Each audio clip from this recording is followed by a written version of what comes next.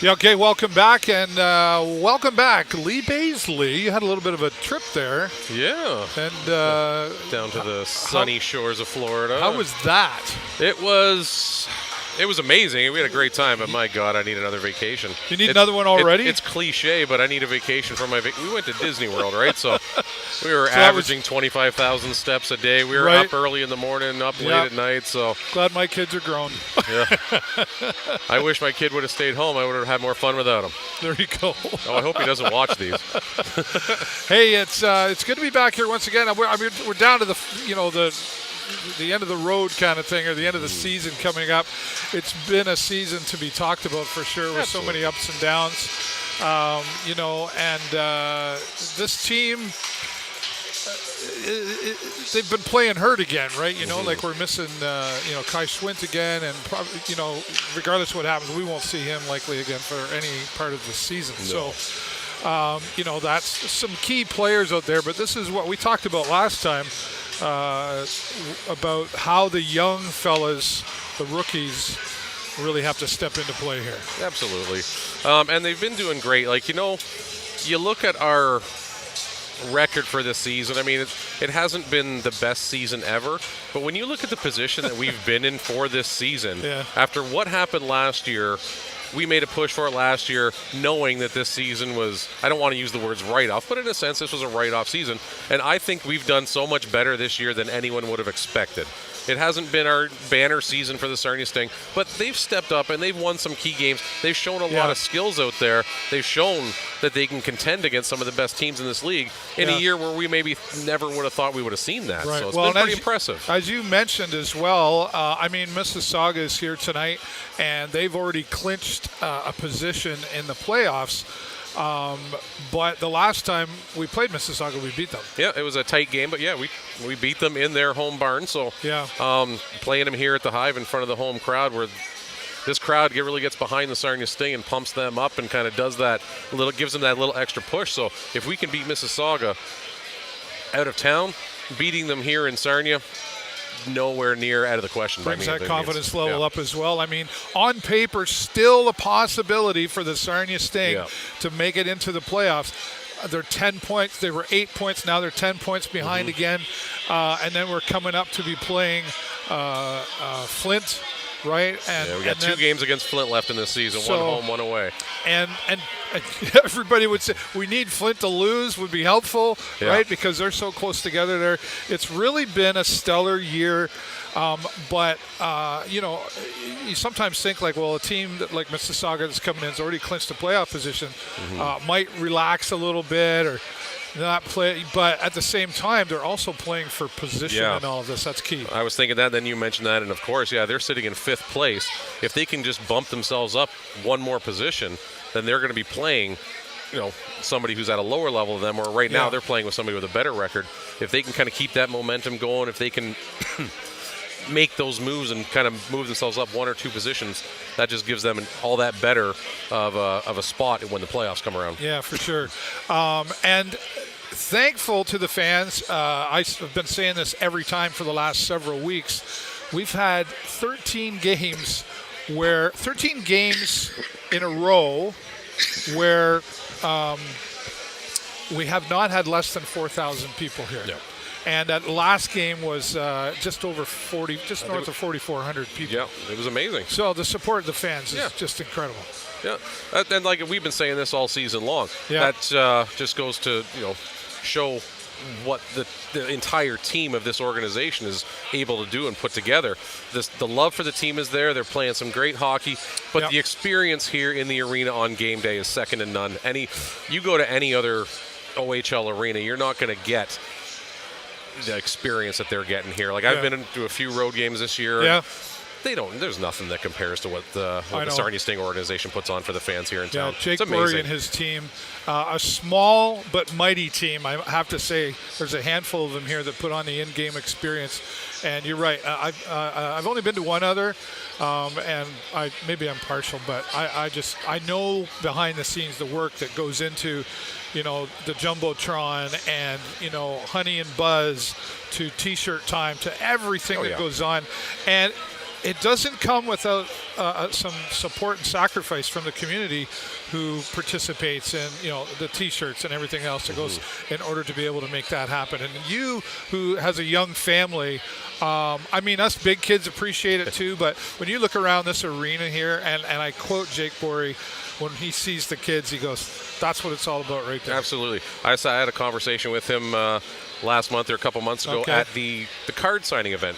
That they put on. And he said the exact same thing. He does it for the kids because the kids come in and he loves to see their eyes light up and just enjoying themselves here in the arena. Like, there was no game that night. This place was just Sarnia Stings fans here to trade their cards. And it was that was a great night for the kids. Yeah. They were all having a blast. Everyone who complained about not selling them in full sets, they weren't here that night. They didn't see the joy on the hundreds of kids' faces that were here that night.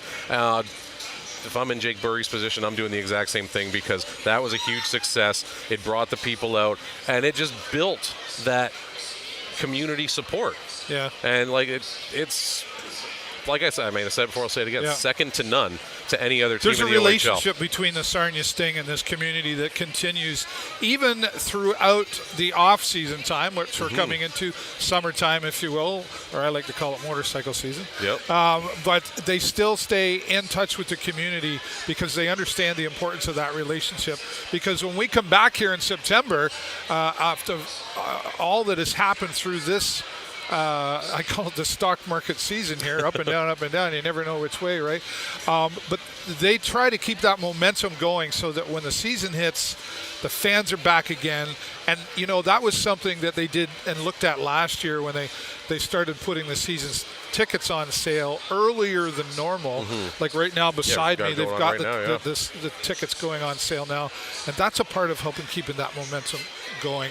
And I think the Sting recognizes the importance. Momentum's important. Oh, absolutely.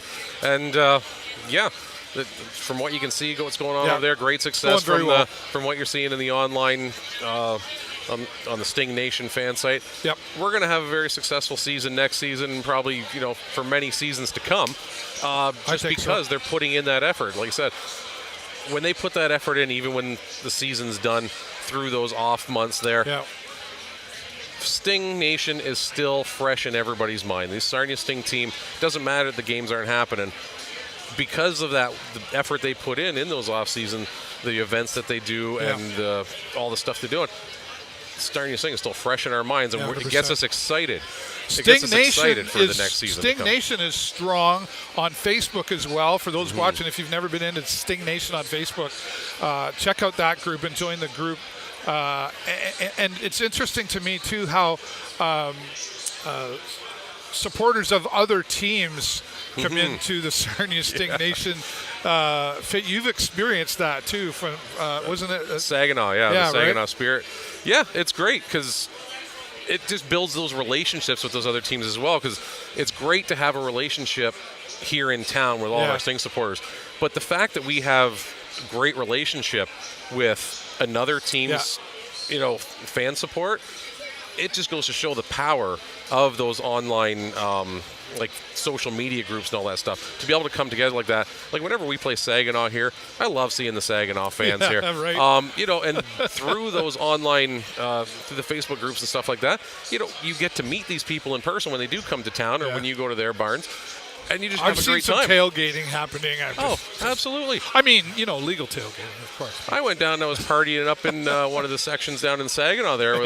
It was kind of a rough defeat. So it got to say the least. It got to the point where I was able to start enjoying and celebrating Saginaw goals because they have a great time down there, and there's a lot of great people in that town.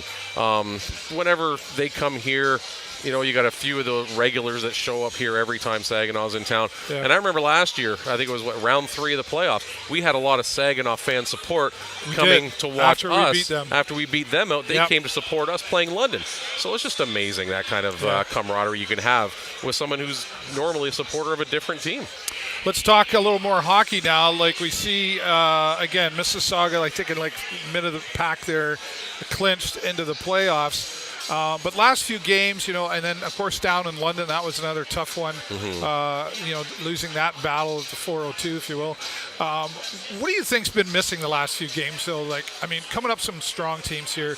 What do you think the Sting needs to – what void do they need to fill tonight if they're going to – take on and win against Mississauga? Honestly, I think it's just been very inconsistent lately. Yeah. I think defense has been good. Defense has been pretty good, but we've been out a few key players. They've been trying a few new things. As good as they've been doing, it's new pairings every game. Heck, in London, they dropped Zach Felak back to play defense that night because we just didn't have the manpower to do it. So it's very hard. They're putting the effort in. They're trying their best out there. But when things change so much each game, it's hard to be consistent. I think that's one of the things that has really been hurting this team is the inconsistencies and the major changes that are happening out there on the ice every single night as far as who's playing what position and who they're paired with and all that kind of stuff. Yeah. Dylan Sika joined us at the previous home game for post-game press conference. And, he talked a bit about, too, coming into next year, there were a lot of questions, but he emphasized, too, that even though he's like, we know where we're sitting right now, likely. They didn't really predict, or how do you predict the situation that this hockey club is in right now with a lot of hurt players and then trying to figure out, like you just mentioned, like who's playing with who. And it's just not a scenario he said that they were expecting to see happen. So how do you adjust? And then staff, outside of coaching staff, the general manager, everybody's having these conversations about where to go next. But he said the one thing that is still consistent in all of this is that no matter where we are sitting right now, there is still an expectation of play from all of these players. And he made it very clear, if you think that, you don't have to now because there's a little bit of me going on out there, individualism, if you will, because of the situation. And then, they're kind of looking at it as kind of a tryout for next year. Yeah. He said, there might be some players that are just going, you might not be here. Exactly. The nature of this organization, and the nature of this kind of a league that we got going on, even no matter what happens for these last few games this season, whether we make the playoffs, whether we don't make the playoffs, this is the same organization coming back for next season. Yeah. And they have to understand that. These players need to know if they show anything but full effort and good quality play, that's going to affect decisions that get made for next season too. Yeah. So they can't just slack off just because we're in a rough situation here at the end of the season. They need to put the pedal to the metal. They need to show what they can really do and what we can expect from them next season, good or bad, whatever they end up doing here for these last few games. That's what we're going to expect at the beginning of the season. And if they're slacking off, if they're not producing like they need to be, then they're going to expect that's what they can expect from them at the beginning. Well, and honestly, even though there's a bit of a break coming up here, for hockey, the last few games and how they go really can set the tone for what to expect in the coming season in September, right? So we'll see how that plays out. At the end of the day, it's always about play 60 minutes of hockey. That's what you got to do and come out on top. Hopefully the Sarnia Sting tonight. The fans are here in support once again. We'll have that number. Billy Yurchuk will be joining me first period intermission, and Connor Burke will be back to join us at second period intermission. I'm still predicting that we'll be over 4,000 again here tonight. I think so. That parking lot was pretty full, and I get here early. Like when I talked to Jake back in, I think January, he said every game there's already 4,000 tickets sold for every remaining home game. So we're going to see the crowd. That's amazing to see and have here. So, all right, well, that'll be it for myself and Lee Bazely. We're going to get ready to see the Sarnia Sting come out and take on the Mississauga Steelheads, hopefully with some positive results when Billy Yurchuk joins us here at first period intermission. Lee, good to have you back. Thanks for joining me once again. Anytime. And as always, thanks to all of you for watching. We'll be back here soon. But until then, once again, of course, with the Sarnia Sting, I'm David Burrows, live from the concourse, and my friend Lee Bazely. Here we go. 1, 2, 3. Go Sting, go!